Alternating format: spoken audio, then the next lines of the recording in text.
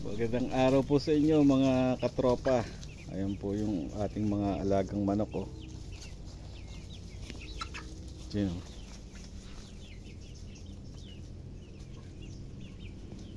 Gumagala po sila dyan. Hinahayaan po nating gumala. Ayan po yung isang malaki oh. Black Astrolop po yung isa na yan oh.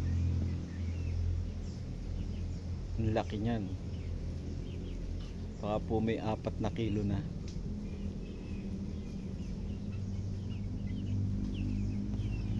Ito po yung alaga nating mga Rhode Island. Ayan o. Kanina na lang po natin inalpasan yan sa kulungan para makatuka sila ng sariwang damo, kasi mahilig sila tumuka ng damo. Ayun.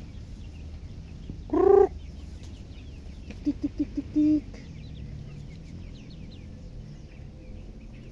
Ayun. Merong ibang kulay oh. Ayan po oh. Isa na yan. Iba yung kulay, hindi siya pula. Ayun.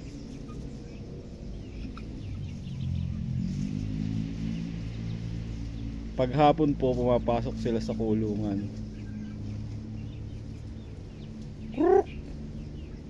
Ayun.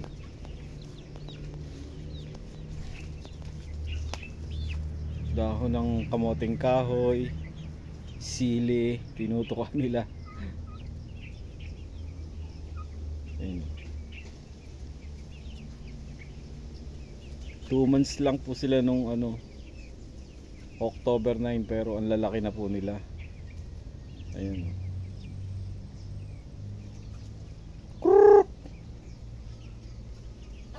22 pieces po yan eh. Ayun. Nabili po natin yan, naisisiw pa. Pero ngayon ang lalaki na po nila. Ayun.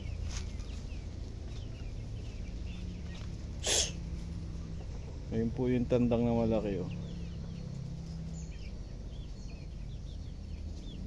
Sige po mga katropa, hanggang sa huling video na lang po. Sana po sa nakakapanood ditong video content dito, pasok subscribe naman po. Nabubulol tuloy ako eh. Tsaka palike na lang po ng mga video ko.